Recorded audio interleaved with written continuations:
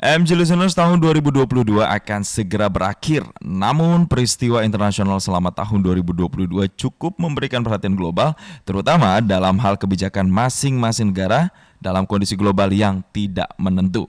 Lalu apa saja peristiwa internasional yang sangat menyita perhatian publik secara global? Untuk membahasnya, saya sudah terhubung dengan pengamat hubungan internasional Teguh Reza Shah. Selamat pagi Mas Teguh Reza Shah. Selamat pagi, salam dari Bandung. Salam dari Bandung, salam sehat Mas Reza, dan juga saya di sini ditemani langsung oleh anggota Dewan Redaksi Media Group, Bang Abdul Kohar. Selamat pagi, Bang Kohar. Pagi Jason. Salam sehat ya Bang Kohar ya. Alhamdulillah sehat. Baik, mungkin saya pertama mau ke Mas Reza dulu. Mas Reza, ini kan belum usai COVID-19, kemudian dunia digegerkan dengan serangan kita katakan invasi ya, invasi Rusia ke Ukraina pada bulan Februari. Benarkah ini memang sudah terprediksi lama sebenarnya bahwa perang akan pecah di Ukraina? Tanggapannya, Mas Reza? Kalau kita melihat dari perspektif Vladimir Putin ya, dia sudah memprediksi ini akan terjadi. Karena begitu Uni Soviet bubar dan juga Pakta Warsawa bubar, itu berbondong-bondong negara ex-Soviet Union seperti Estonia, Latvia, dan Lithuania itu masuk NATO kan. Kemudian negara-negara ex-Pakta Warsawa seperti Bulgaria, Romania, Slovakia, kemudian Slovenia masuk NATO. Menakutkan bagi Rusia karena wilayah itu adalah sebelumnya binaan mereka. Rusia adalah negara yang terbesar di dalam Uni Soviet ya. Jadi NATO bergerak ke timur itu sangat membahayakan bagi Rusia karena membuat perbatasannya semakin mengerikan. Kemudian sekali suatu negara masuk NATO, maka negara tersebut akan didoktrin bahwa mereka akan memiliki musuh bersama. Dan musuh bersama itu adalah penghulu mereka sendiri, Rusia.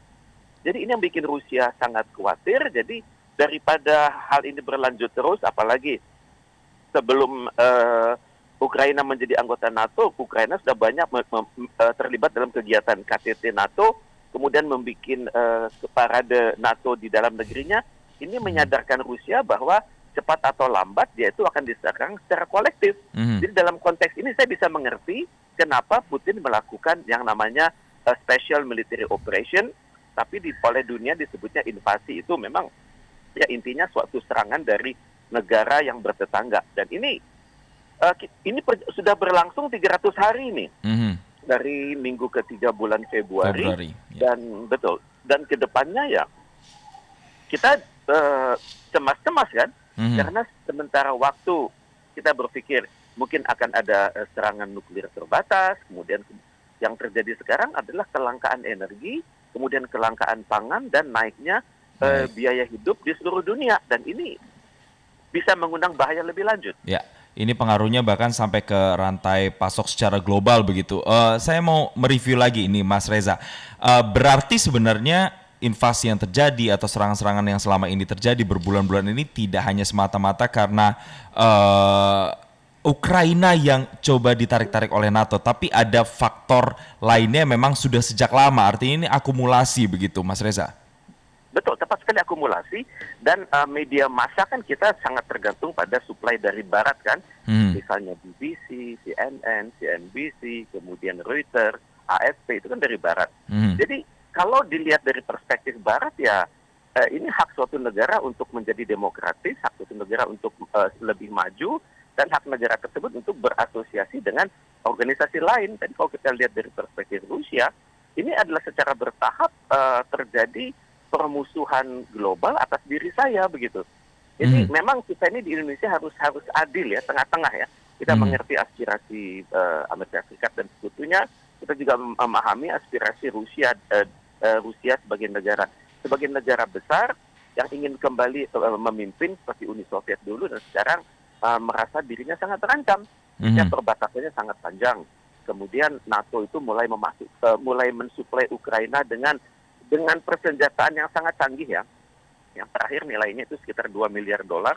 Dan selama ini NATO sudah mensuplai Ukraina dengan persenjataan senilai 50 miliar dolar. Mhm. Ini kan yang terbuka kan, yang tidak terbuka kita nggak tahu persis. Mhm. Ini yang membuat Zelensky datang ke Washington DC minggu lalu kan. Mhm. Satu, berterima kasih, kedua juga minta bantuan lebih lanjut. Mhm.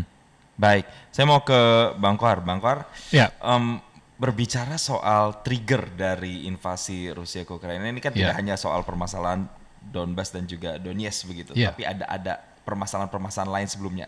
Tanggapan dari Mas Kohar melihat akumulasi tadi, ini memang sebegitu signifikankah hingga harus Rusia melakukan invasi?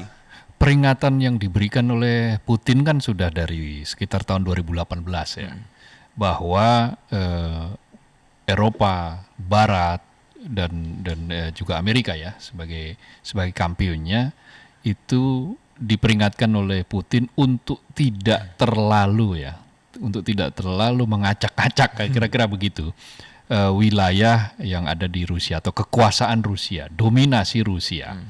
Putin ini kan juga melihat bahwa Rusia itu sudah terlalu digerogoti dominasinya.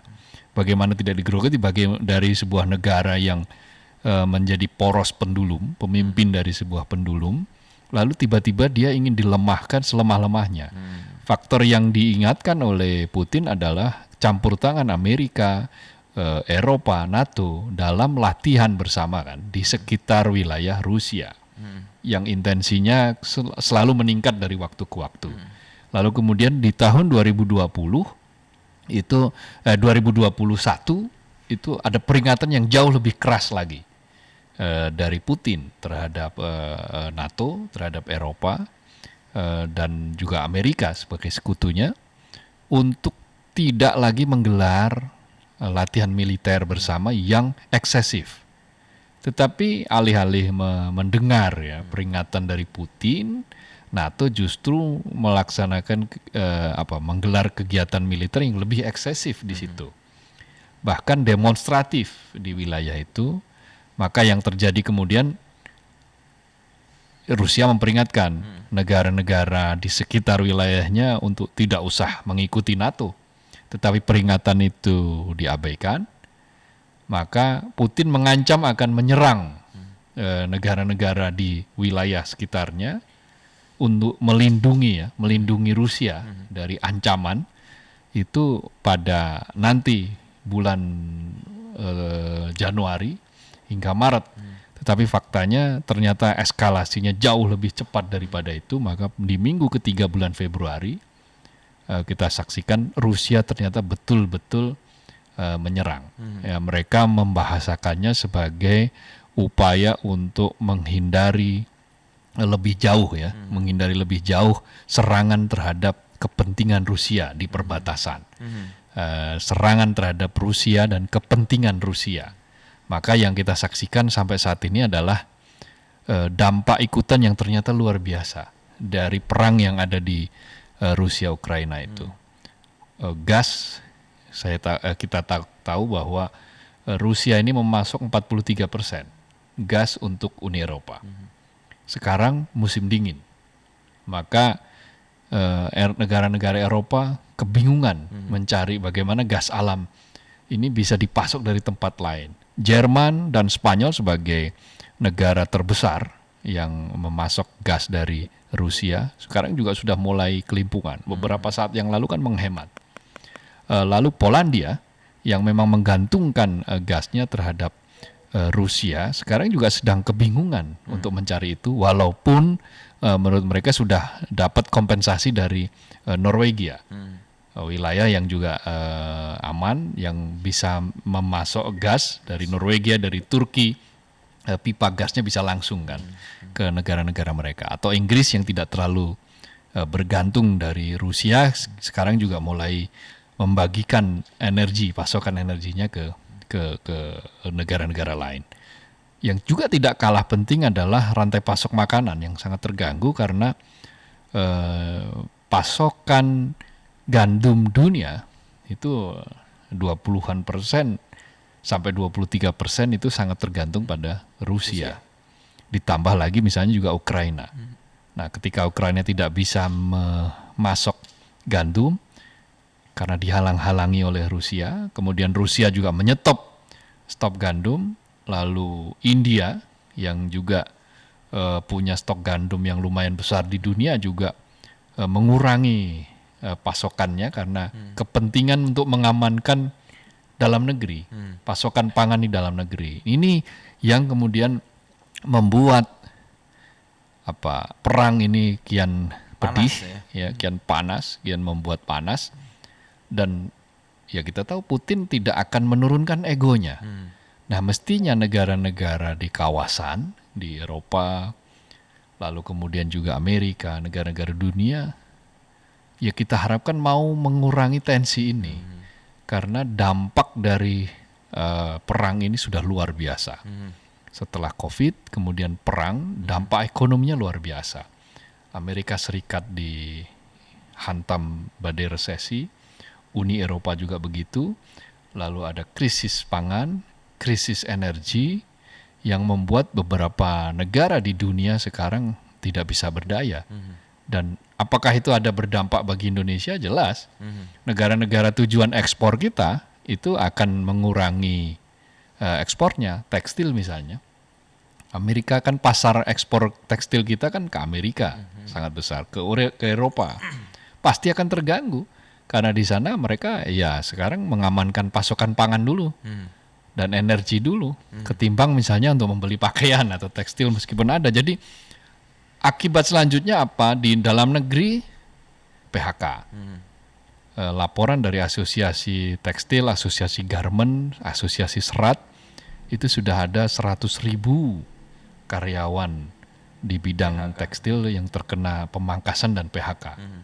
Apabila perang ini berlarut-larut, nanti di kuartal pertama tahun depan, itu mereka memprediksi, asosiasi memprediksi akan ada 500.000 orang yang mengalami PHK dan pemangkasan kerja. Karena memang ada double dampak ini. Karena pasar dunia lesu, Tiongkok yang kemudian dulu pasarnya juga Amerika juga lesu, maka Tiongkok mengalihkan pasarnya ke Indonesia juga. Akhirnya bersaing ini di dalam negeri. Jadi rentetan residu dari perang ini ternyata luar biasa, sangat-sangat luas dan sampai saat ini masih bisa dirasakan. Nah, ini yang juga menarik ketika Bang Kohar tadi menyinggung soal dampak perang secara ekonomi. Ini kan sangat memukul dunia secara global. Ada beberapa komoditas seperti tadi gas, kemudian gandum juga yang kemudian tersendat dan komoditas lainnya. Tapi yang juga tidak kalah penting, kabar terbaru adalah Rusia akan menghentikan ekspor minyak selama 5 bulan. Apakah ini kemudian juga berpengaruh signifikan terhadap rantai pasok global? Ya, kalau minyak masih ada substitusinya. Negara-negara Arab masih menjadi primadona, kan mereka masih menghasilkan minyak. Tetapi yang harus diantisipasi betul memang gas kan. Karena ada beberapa bahan yang dipakai oleh petani itu juga dibuat dari gas. Apa itu? Pupuk. Amoniak. Amoniak ini kan turunannya juga dari gas. Nah, harga amoniak yang kemudian naik ketika terjadi kelangkaan amoniak di dunia, di global, pasar global, pasti ini akan berpengaruh terhadap pupuk. Harga pupuk akan tinggi. Di dalam negeri, sebagian pupuk masih disubsidi. Nah, otomatis kalau semakin tinggi harga pupuk, subsidi akan semakin besar. Defisit akan menganga. Nah, ini yang dikhawatirkan. Kalau sampai harga pupuk terus naik, lalu pemerintah memutuskan untuk mengurangi subsidi, maka otomatis kan menaikkan harga pupuk. Kalau harga pupuk naik, maka siapa yang kena imbasnya? Petani. Nah, kalau petani kena imbasnya, maka apa? Yang akan terganggu pangan. Produk-produk yang dihasilkan oleh para petani kita. Itu akan terganggu ya, pangan, kedelai, dan seterusnya. Maka krisis pangan akan terus berkelanjutan ini. Dari dampak perang ini. Kelihatannya orang akan mengatakan, yang perang kan di Rusia sama Ukraina yang jauh dari Indonesia. Tapi jangan salah loh, dampaknya kemana-mana. Tadi ke tekstil sudah jelas. Karena pasar tekstil kita kemudian seret di dunia kan. Dampaknya ya industri tekstil, manufaktur ya tidak bisa bekerja secara optimal. Karena barang masih menumpuk di gudang kan, mau dijual kemana? Dijual ke pasar domestik juga dibanjiri oleh barang-barang impor dari Tiongkok yang laku kemudian ya, ibaratnya, Mas. yang separuhnya itu separuh legal, separuhnya ilegal, yang selundupan-selundupan itu kan banyak sekali. Intensitasnya, jumlahnya semakin banyak setelah perang itu.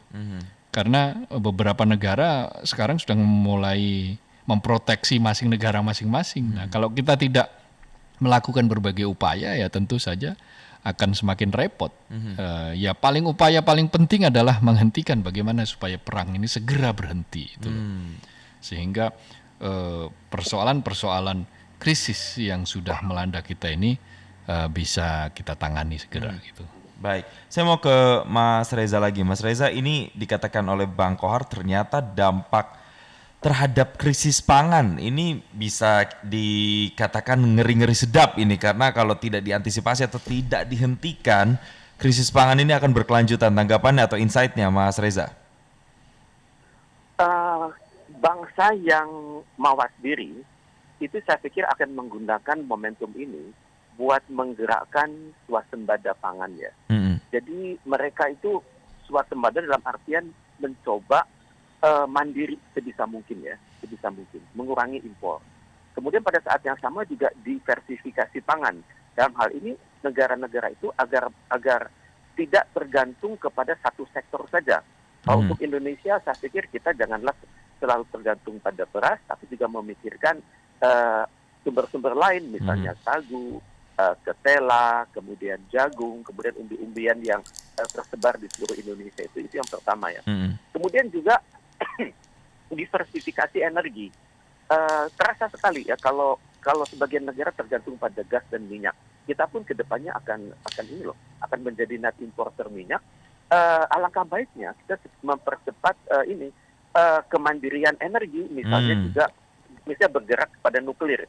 Kita adalah negara yang terhormat ya, bukan negara yang membahayakan keamanan dunia.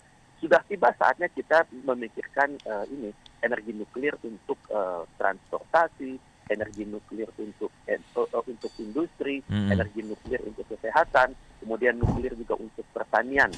Kemudian juga kita hendaknya menggunakan sumber daya lain yang belum kita optimalkan, misalnya sumber daya misalnya energi panas bumi, energi matahari.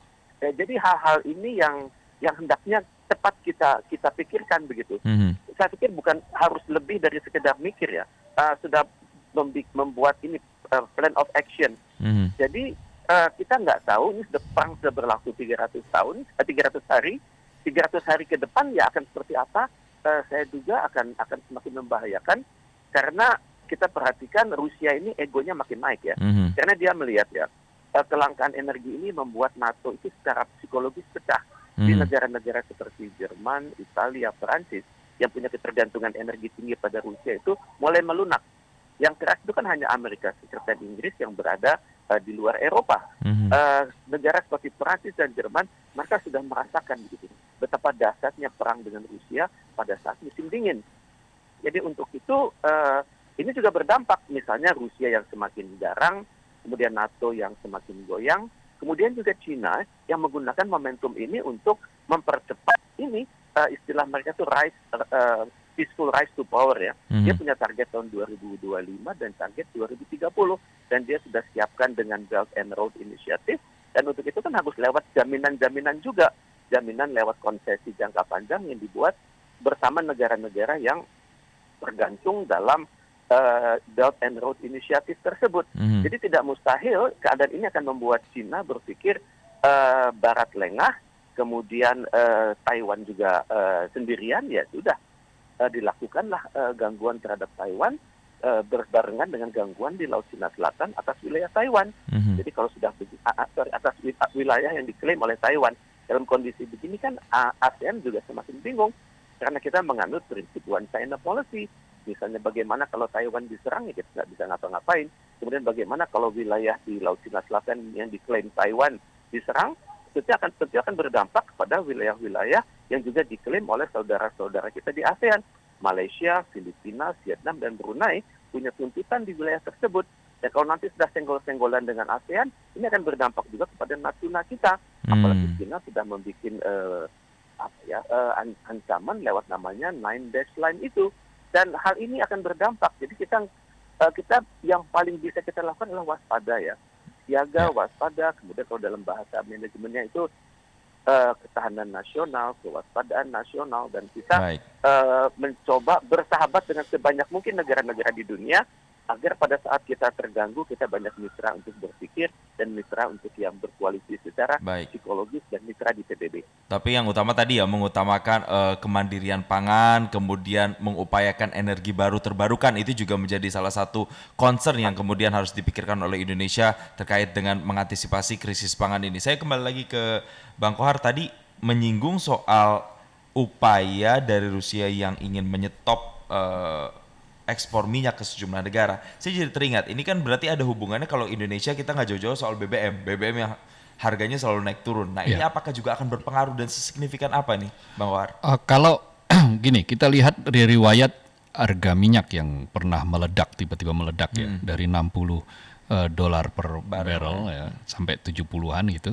Kemudian naik sempat menyentuh 130 dolar per barrel. Hari-hari ini kita saksikan mulai turun lagi di angka 90-an dan bahkan ada yang 80, mendekati angka normal. Itu tentu kita berpengaruh terhadap harga minyak BBM kita, tetapi yang kita saksikan kan kalau kita pakai data statistik, data Badan Pusat Statistik, di kuartal kemarin kan ketika harga BBM itu naik, itu ternyata tidak berpengaruh sangat signifikan terhadap pertumbuhan ekonomi. Kenapa? Karena hingga saat ini masyarakat di level menengah kita itu ternyata sudah mulai giat berkonsumsi. Inflasi bisa kita jaga apabila ternyata masyarakat itu tingkat konsumsinya tinggi tetapi tidak terlalu mengumbar ya, jor-joran. Jor-joran itu bagus untuk beberapa hal, untuk pertumbuhan ekonomi kita, tetapi yang harus diwaspadai adalah juga tingkat inflasi. Inflasi kita kan relatif terjaga di tingkat tertentu. Jadi dalam konteks minyak tadi itu kita kan juga sedang menjalankan roadmap untuk energi baru dan terbarukan tadi itu. Salah satu diantaranya adalah nikel. Ada problem memang sekarang nikel kita sedang diancam oleh WTO kan karena kita menghentikan ekspor nikel mentah. Kita menginginkan nikel yang kita ekspor itu adalah nikel yang sudah menjadi barang jadi atau produk setengah jadi. Nah, itu adalah program hilirisasi. Tetapi kita tidak bisa mundur dengan undang-undang itu, dengan aturan itu, larangan itu. Maka ya kita harus fight di sidang-sidang internasional. WTO sudah mengalahkan kita, tetapi ini bukan perkara yang terlalu harus kita khawatirkan karena kita juga pernah menghadapi persoalan yang sama terkait dengan sawit dan pada akhirnya kita bisa memenangi itu, dan hal yang sama boleh jadi akan terjadi pada nikel karena nikel ini kan bagian dari roadmap kita untuk mencari energi yang nanti bisa membebaskan kita dari energi fosil gitu. Dengan nikel kita bisa memproduksinya menjadi litium, menjadi bahan untuk baterai yang kemudian kelak akan menjadi sumber energi kita. Tadi disebutkan juga nuklir. Ya, nuklir ini sebenarnya kan sudah lama kita punya. Kita energi nuklir juga melimpah. Bahannya juga banyak. Lembaganya juga sudah ada. Uji cobanya di kita juga untuk energi juga sudah ada. Tetapi kan ini kan masih menjadi isu yang sangat sensitif sampai saat ini.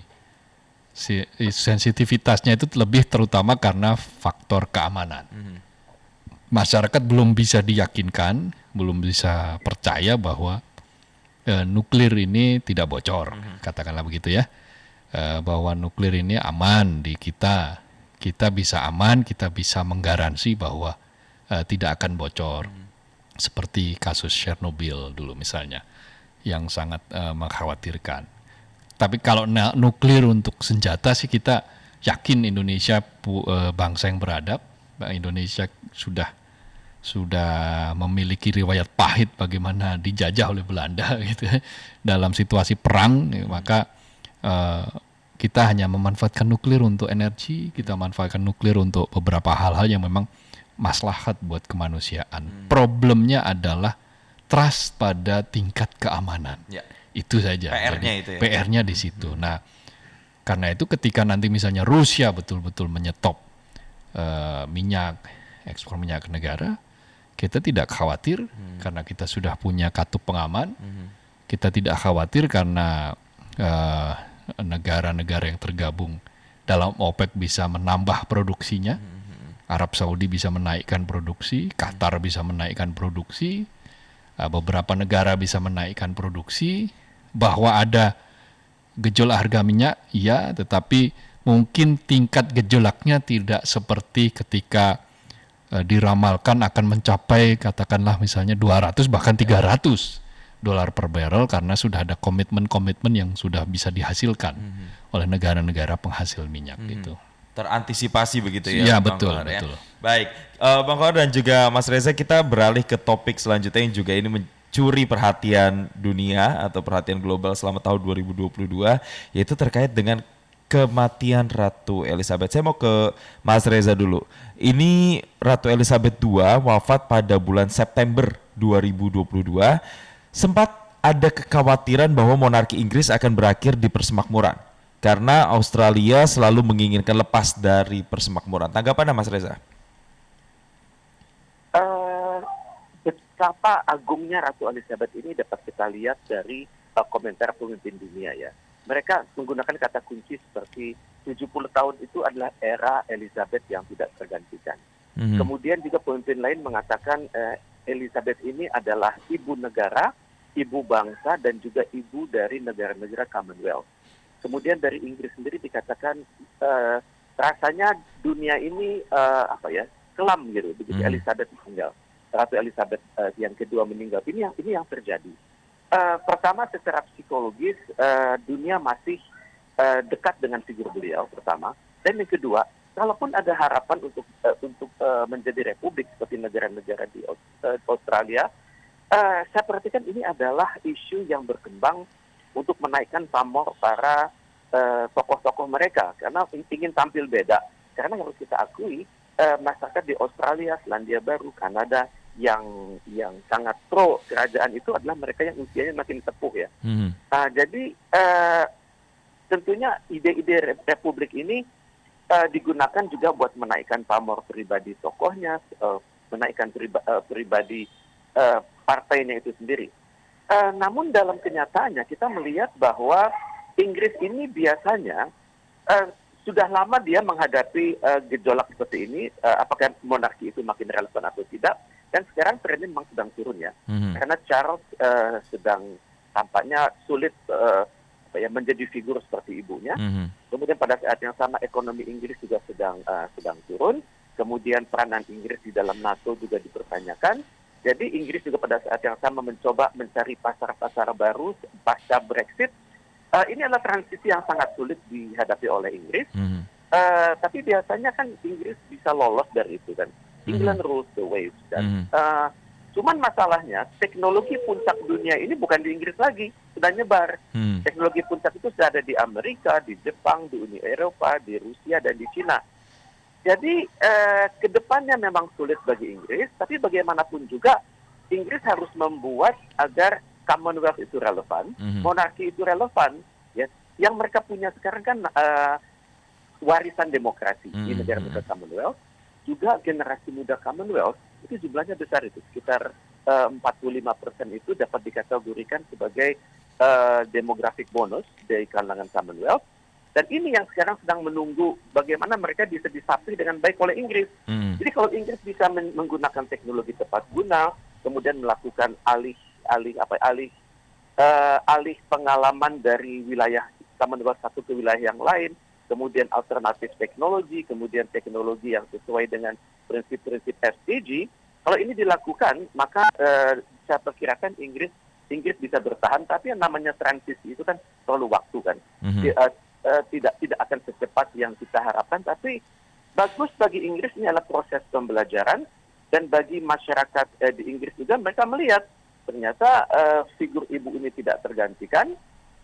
Mungkin yang akan terjadi adalah percepatan alih kerajaan dari Pangeran Charles Philip Arthur George kepada Pangeran putra sulungnya. Baik, saya mau ke isu yang lain juga. Saya mau ke Bang Kohar. Dari isu Rusia Ukraina, kemudian wafatnya Ratu Elizabeth II. Sekarang saya juga mau, kita kemarin sempat mengalami golden moment untuk Indonesia. Indonesia menjadi presidensi KTT G20 di Bali. Ya. Ini menjadi sebuah batu loncatan bagi Indonesia memegang presidensi dan kemudian diserahkan kepada India. Apa sih sebenarnya Bang Kohar arti dan dampak KTT G20 untuk Indonesia? Yang paling kelihatan adalah Indonesia dilihat dunia. Dalam peta global, ternyata Indonesia itu menjadi sukses ya. Sukses menjalankan tugas-tugas sebagai presidensi G20. Tolok ukur suksesnya itu adalah minimal dia menghadirkan 18 pemimpin tertinggi, termasuk pemimpin-pemimpin kunci di G20. Minus Rusia tentu saja kan karena situasi yang tidak memungkinkan. Akan semakin komplit sebetulnya kalau Rusia juga datang. Kalau Brasil kan memang ada gejolak di dalam negeri setelah kemenangan pemilu mereka di sana.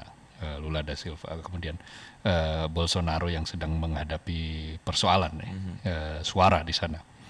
Lalu ya satunya lagi kan Meksiko. Kan. Memang ada sifat yang memang Meksiko tidak terlalu dominan dalam konteks geopolitik maupun pemimpin ekonomi di global. Di G20 itu yang paling penting adalah bagaimana Amerika bisa hadir, pemimpin Tiongkok juga bisa hadir, beberapa pemimpin Uni Eropa juga hadir, Perdana Menteri Inggris juga hadir. Jadi itu tolok ukurnya bisa dikatakan bahwa kita sukses. Lalu kemudian sukses berikutnya adalah adanya mengikat pada kesepakatan bersama ya yang dihasilkan, ada deklarasi yang dihasilkan yang sempat pesimistis menyatakan bahwa tidak akan terwujud tetapi faktanya terwujud. Ini adalah upaya yang luar biasa dari Kementerian Luar Negeri dan menurut saya ini adalah juga sukses yang luar biasa bagi Indonesia.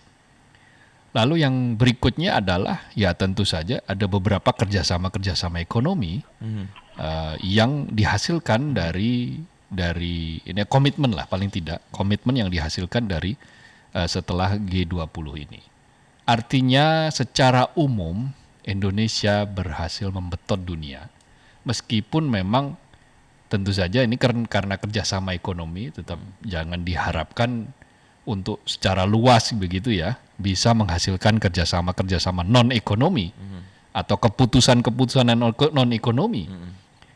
Kalaupun ada keputusan politik yang non ekonomi itu lebih karena memang ya dampak ya bisa berdampak terhadap ekonomi. Jadi apa yang dihasilkan paling tidak dunia sudah berpaling ya untuk beberapa saat ke Indonesia untuk melihat bahwa Indonesia memang mampu menjalankan tugas-tugas, fungsi-fungsi dalam presidensi G20 ini.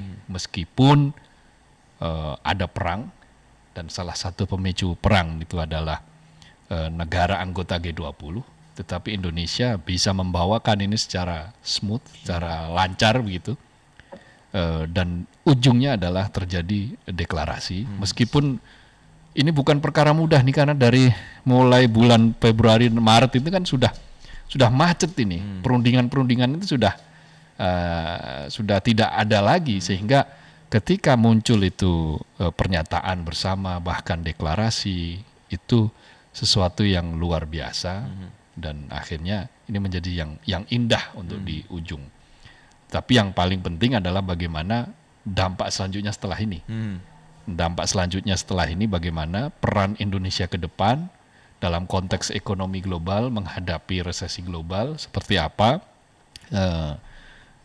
Tugas selanjutnya Indonesia setelah G20 kan menjadi pemimpin ASEAN di 2023. Nah, bagaimana membawa ASEAN ini menjadi strategis untuk berbicara ke depan? Konteksnya adalah juga geopolitik yang terkait tadi disebutkan misalnya persoalan-persoalan antara Tiongkok dan negara-negara ASEAN yang berimplikasi bagaimana Tiongkok yang sekarang semakin mencengkeram Taiwan misalnya. Lalu kebijakan One China policy kita seperti apa? Nah, itu semua yang akan menjadi concern kita di tahun 2023. Tetapi secara umum kita sukses menjadi presidensi G20. Ya, kita patut berbangga karena presidensi kemarin sukses dan Indonesia akan terus mengawal sampai nantinya presidensi ini walaupun sudah diserahkan ke India. Nah, pertanyaan terakhir atau topik terakhir yang juga menyedot perhatian dunia adalah biasanya kalau sudah mau tahun baru harusnya sih kita jadi orang baru, kita maaf-maafan biasanya. Nah, berbicara soal maaf-maafan saya tanya ke Bang Kohar dan juga Mas Reza. Ke Bang Kohar dulu. Ini Perdana Menteri Belanda menyampaikan permintaan maaf atas perdagangan budak di masa lalu. Apa sih makna permintaan maaf ini sebenarnya setelah ratusan tahun begitu, Bang Kohar? Ya, ini kan sebetulnya pengakuan bahwa selama ini kan Belanda ini kan pelit pengakuan. Mengakui bahwa apa yang mereka lakukan itu kejam, apa yang mereka lakukan itu tidak manusiawi, ya, bertentangan dengan prinsip-prinsip dasar kemanusiaan.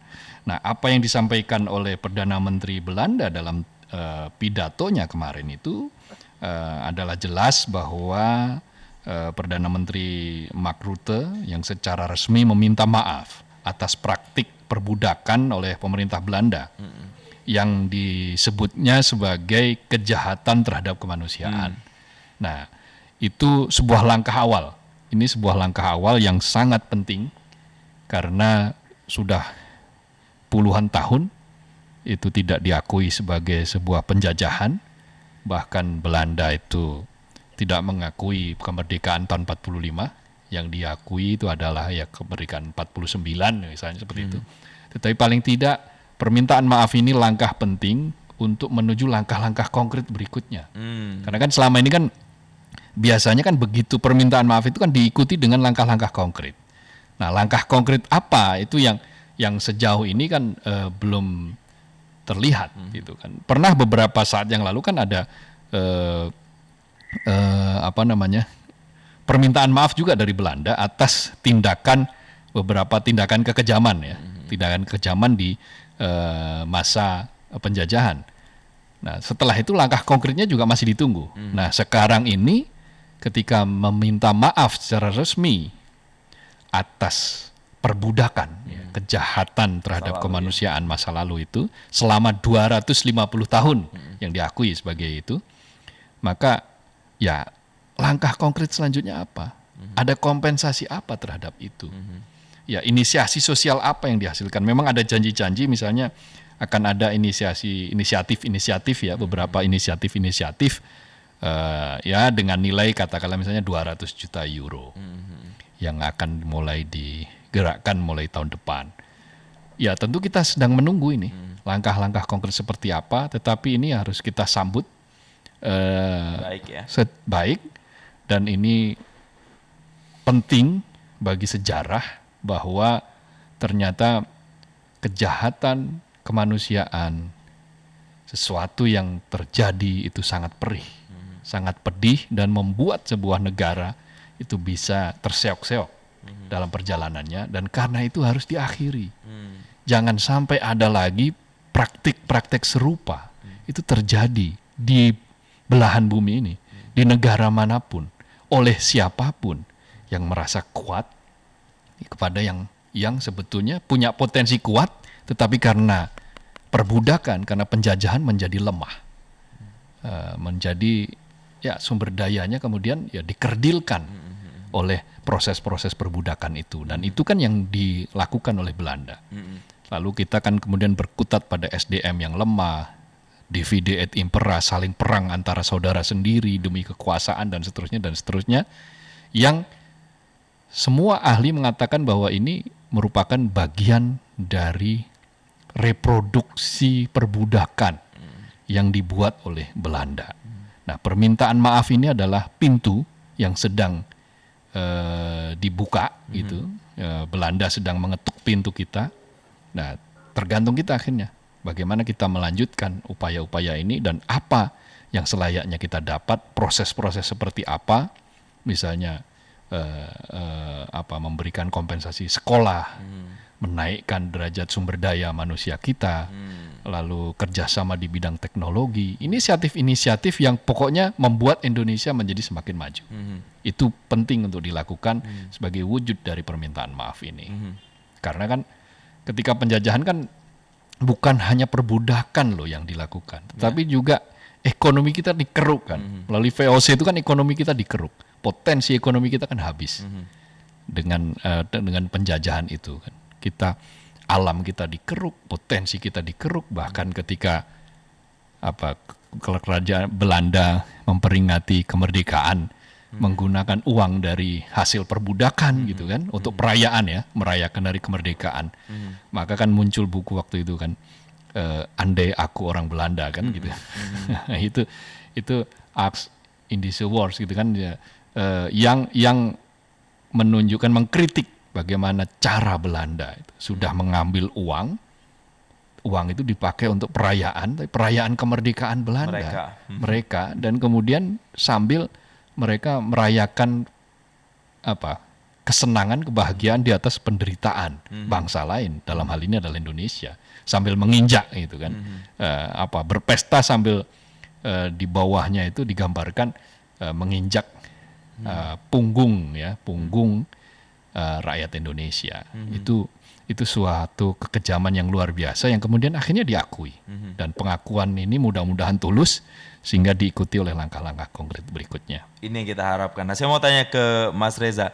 Mas Reza, sudah ada permintaan maaf dari Belanda, apakah kita Indonesia harus membuka pintu maaf, membuka pintu kalau kata Mas Kohar tadi, dan inisiatif-inisiatif apa lagi kira-kira yang mungkin bisa dilakukan setelah permintaan maaf ini? Apakah tadi Bang Kohar sempat menyinggung ada teknologi, kemudian mungkin sekolah atau pendidikan yang bisa dibuat sebagai sebuah inisiatif, atau ada inisiatif lainnya, Mas Reza?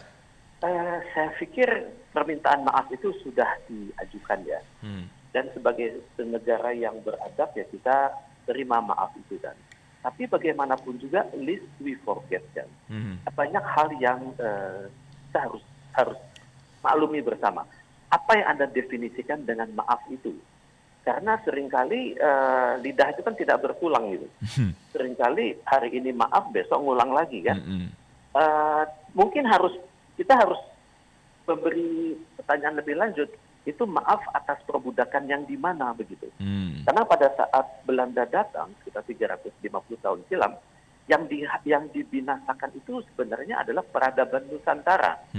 Di mana suatu peradaban yang sudah ratusan tahun itu hancur karena dahsyatnya pergerakan manajemen teknologi, kemudian perangkat perang, dan juga manusia-manusia Belanda yang dengan rakusnya menjarah, yang dia darah itu kan sebenarnya hak mahakarya Indonesia saat itu. Yang dia binasakan itu adalah peradaban Indonesia, dan yang juga masih dia simpan dan dia bangga-banggakan di Tropen Museum, kemudian juga di perpustakaan Koninklijk Instituut voor Taal, Land en Volkskunde di Leiden itu adalah mahakarya Indonesia di masa lalu. Tentunya harus ada penjelasan lebih lanjut. Apakah maaf atas perbudakan yang di mana? Karena yang terjadi itu, perbudakan itu terjadi di berbagai wilayah Indonesia, itu berbeda cakupannya. Misalnya kemudian juga tingkat kekejamannya juga berbeda-beda. Kita bisa lihat dari lamanya perang kan. Hanya di Ponorogo 1825-1830, dan di Aceh itu lebih dari 75 tahun. Kemudian di wilayah Sulawesi Selatan itu juga sekian puluh tahun, di Padang. Jadi berbeda-beda ini. Semua itu nggak bisa disamakan.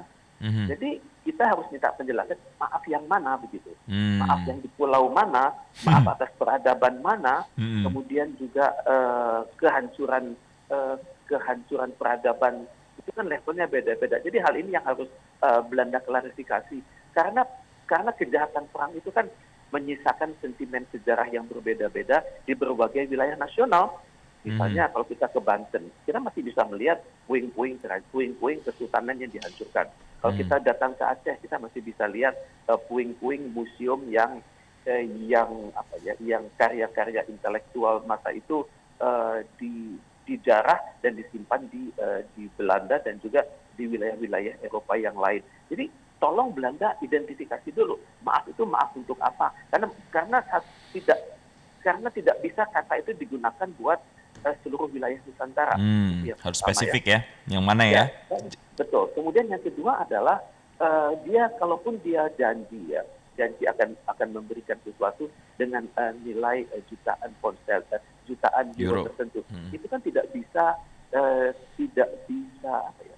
Tidak bisa menghapus luka sejarah kan. Misalnya walaupun Belanda kalah perang oleh Jepang kan, tapi kan sisa-sisa duka cita masih ada ya, maksud saya. Masih ada, misalnya sampai sekarang masih ada keluarga yang nggak lengkap kakek dan neneknya. Kemudian yang orang tuanya tidak stabil psikologinya karena orang tua mereka yang pernah menjadi budak Belanda. Kalau di Jepang itu masih kita bisa katakan Yugun Ianfu ya. Tapi hal-hal ini kan harus diidentifikasi dan permintaan maaf itu harus konkret, jangan hanya bilang akan, tapi jelas gitu. Dia harus menjawab sesuai dengan kebutuhan Indonesia. Kita nggak perlu minta balas budi, enggak. Kita hanya cukup diam saja, merenungkan, ngangguk-ngangguk. Tapi pada saat yang sama kita minta klarifikasi dari dia. Maaf itu untuk apa?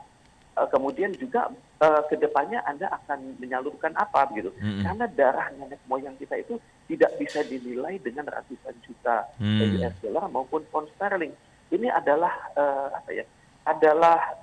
pengalaman yang sangat buruk di mana kita pernah terjajah dengan sangat hina, dan untuk itu kita juga hendaknya menjadikan momentum ini suatu monumen nasional di mana sejak sekarang Indonesia akan menolak untuk jatuh kepada negara manapun, baik secara langsung maupun tidak langsung, dan kita akan menjadi negara yang berdiri di atas kaki sendiri, yang merdeka sepenuhnya dan tidak tergantung pada negara manapun secara ekonomi, secara politik, sosial budaya, pertahanan, dan teknologi. Ya, bisakah kita menggunakan momentum mintanya maaf Belanda itu untuk menyadarkan kita semua bahwa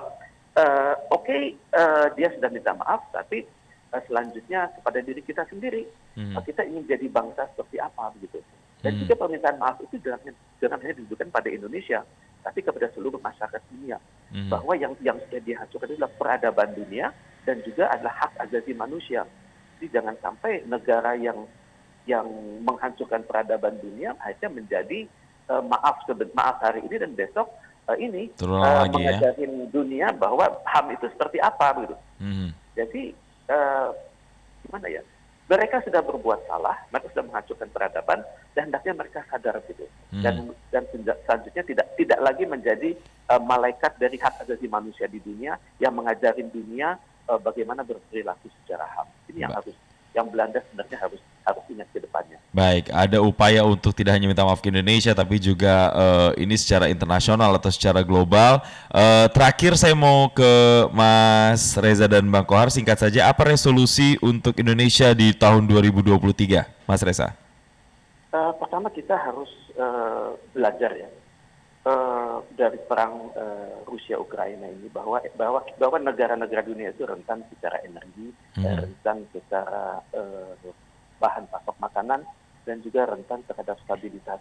Dan juga untuk itu yang kata kuncinya adalah kewaspadaan nasional, kemandirian nasional, dan juga pembangunan nasional secara terstruktur dan berkelanjutan. Kita nggak lagi berpikir siapa yang memerintah ke depan, tapi siapa yang memerintah kita ke depan itu hendaknya memiliki wawasan kebangsaan, cinta tanah air, kemudian Pancasila itu diterapkan secara murni dan konsekuen, dan elit-elit negara itu sadar bahwa kalau ke depan kita tidak bisa berpikir global, kita akan tetap seperti ini begitu. Dan tentunya kita hendaknya menjadi negara yang lebih percaya diri, negara yang lebih konsisten, negara yang bisa mengkonsolidasikan semua potensi nasionalnya untuk tujuan bersama. Amin. Baik, untuk Bang Kohar, apa kira-kira resolusi untuk Indonesia 2023? Ya, Indonesia harus memperhatikan 5C, 5 krisis yang sudah melanda waktu diawali oleh krisis COVID, lalu kemudian krisis geopolitik, baik itu perang Rusia Ukraina maupun perang geopolitik ya, tensi yang sempat memanas di dataran Cina dengan Taiwan. kemudian ada krisis pangan akibat perang itu, kemudian krisis energi, lalu yang juga tidak boleh dilepas adalah krisis keuangan. Krisis keuangan, ada puluhan negara bangkrut karena gagal bayar utang. Mereka harus mereschedule utang dengan jumlah yang sangat besar. Kita menghadapi situasi seperti itu ketika dunia sedang dikepung oleh ketidakpastian, maka kita harus bisa mengupgrade, mampu mendayagunakan potensi yang ada di domestik. Indonesia negara besar, Indonesia punya banyak potensi, tetapi sayang potensi itu belum didayagunakan secara maksimal. Maka tahun depan adalah tahun momentum yang pas. Ketika situasi krisis tadi itu yang saya sebutkan 5 krisis tadi itu sedang melanda, justru pada saat di situ tantangannya. Apakah kita mampu mendayagunakan potensi? Secara ekonomi, mengapa pertumbuhan ekonomi kita positif? Karena 70% lebih ekonomi kita didrive oleh domestik. Artinya itu kan modal sosial luar biasa bagi kita, bahwa ternyata mampu loh ketidakterikatan kita pada ekonomi global yang terlalu, yang hanya sekitar 20-30%, itu ternyata berguna juga. Berguna juga bagi kepentingan dalam negeri. Indonesia punya potensi yang luar biasa, tetapi sayang apabila potensi itu tidak didayagunakan secara luar biasa pula. Kita menghadapi situasi ketidakpastian, apakah itu ekonomi, apakah itu budaya, apa itu geopolitik, yang semuanya sekarang banyak negara itu melindungi, memproteksi diri mereka masing-masing. Nah, kita mau apa ini? Apakah kita selalu mengaitkan diri kita terhadap masyarakat global, lalu kemudian melepas kepentingan kita di dalam negeri, kemampuan kita di dalam negeri, kemandirian kita di dalam negeri? Tentu saja itu bukan tujuan kemerdekaan. Tujuan kemerdekaan adalah kita bisa berdiri, duduk sama rendah, berdiri sama tinggi, kita bisa bergaul, mencari teman sebanyak-banyaknya, tetapi kita tidak boleh bergantung. Dan itulah yang akan menyelamatkan kita pada periode-periode ke depan. Periode-periode berikutnya. Kalau soal Pancasila dan seterusnya, itu sudah tidak ada tawar-menawar lagi, karena itu sudah telak, itu sudah sesuatu yang tidak bisa ditawar-tawar lagi. Tetapi strategi untuk mencapai ke depan itu bagaimana?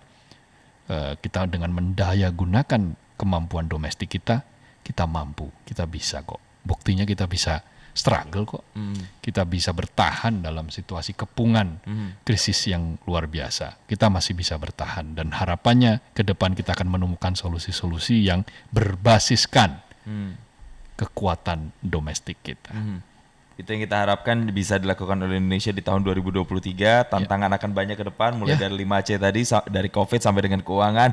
Belum lagi kita akan juga menjelang pemilu 2024. Semoga Indonesia punya strategi-strategi jitu yang bisa kemudian dilakukan dan diimplementasikan dari tingkat pemerintah pusat sampai dengan ke akar rumput, sampai dengan ke masyarakat, agar permasalahan-permasalahan atau tantangan-tantangan tadi bisa kita jawab bersama. Terima kasih sekali lagi pengamat hubungan internasional Teguh Reza Syah telah bergabung bersama kami, dan anggota Dewan Redaksi Media Group Abdul Kohar atas waktunya. Salam sehat dan juga selamat kembali beraktivitas.